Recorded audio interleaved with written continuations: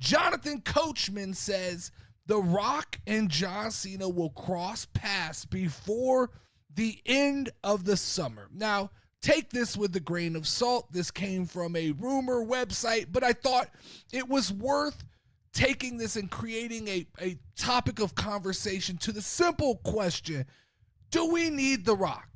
Does WWE need The Rock to get back involved in this John Cena storyline? We came out of WrestleMania with this ultimate sigh of disappointment where we all just kind of ripped through John Cena. We all kind of ripped through WWE. We all kind of ripped through The Rock and took our shots.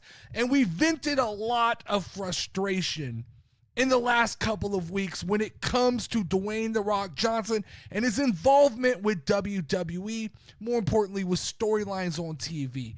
And the question becomes simply, do we want to get back into this toxic relationship with Dwayne? Is there anybody right now really asking for Dwayne to reinsert himself back into this storyline? Because from what I felt, the vibes I felt coming out of Backlash were, we made it. We survived. We kept from drowning with John Cena. John Cena has pulled it all together. He's re-engaged the fan base.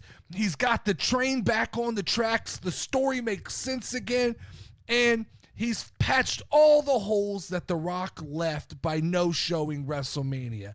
It's a little bit disturbing to me.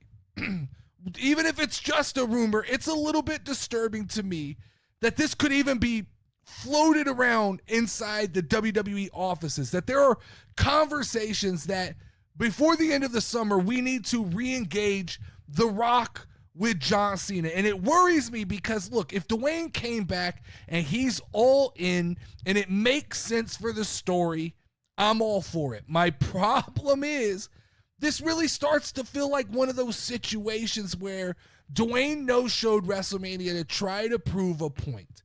And then John Cena put the company on his back, or more importantly, the story on his back, and he carried it to and through Backlash. It has once again built some legs, once again become successful. We had Randy Orton, John Cena. Now it looks like we're going to do R-Truth, John Cena. I just don't know where The Rock fits into this entire storyline that is become the John Cena Farewell Tour that was supposed to feature this new faction of Dwayne The Rock Johnson and John Cena and Travis Scott.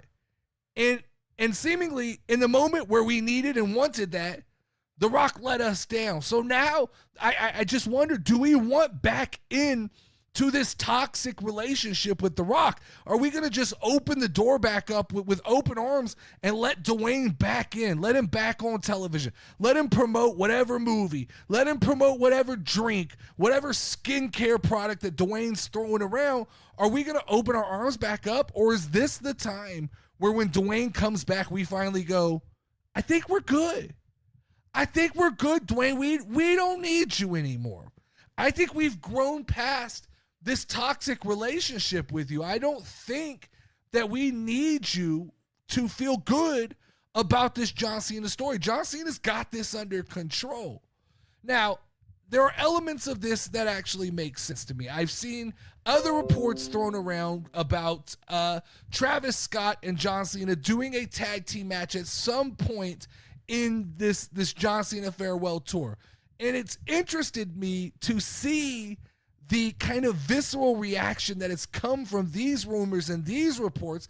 And I don't fully understand. I asked this question in the Discord, and I'll ask it to the YouTube community and to the Spotify community here. What is the problem? What is the hate? What is the demonizing of Travis Scott? Why does he not get the same kind of welcome that Bad Bunny gets? And I get, like, Bad Bunny has put himself through training. He's proved himself. But at one point, Bad Bunny was an unproven commodity. But we've read over and over again that Travis Scott is training with Booker T. And if that turns out to be true, what is this visceral reaction we have to a match with John Cena and Travis Scott tag teaming together? We know he's not going to be thrown in to a high level wrestling match. He will be there to hit a couple different spots. But I don't understand. On one hand, we're all pissed off that The Rock didn't show up and that this faction doesn't make sense. On the other hand, we're pissed off because Travis Scott got 5 minutes of glory at WrestleMania. Now, when they try to expand on that story and Travis Scott's presence, the internet does what the internet does, and seemingly the IWC is upset by this growing report that Travis Scott may wrestle alongside of John Cena at some point. I just don't fully understand why you would be upset about that. Like, I've told you guys numerous times, this John Cena thing is meant to be one-off special occasion fun matches. You're not going to see John Cena in multiple matches with the same person. We've done the Randy Orton thing, scratch it off the list.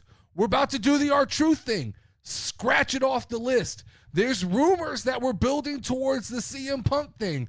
Newsflash, guys, he's going to beat CM Punk and he's going to scratch him off the list. And if at some point there comes a moment where it makes sense to do, even if it's like a Damian Priest and Bad Bunny versus John Cena and Travis Scott or whoever, whatever the combination is that makes sense, I don't understand what the visceral hate and reaction is. Let it happen before we tear it apart, before we become mad. I don't understand where the visceral reaction comes from with Travis Scott. I understand where the visceral reaction comes from when Dwayne "The Rock" Johnson's name gets brought up. That is a sour taste in a lot of our mouths right now that I don't think we all want back into that toxic relationship with Dwayne. But with Travis Scott, let's take a wait and see approach here, and let's see what the story calls for as we move forward.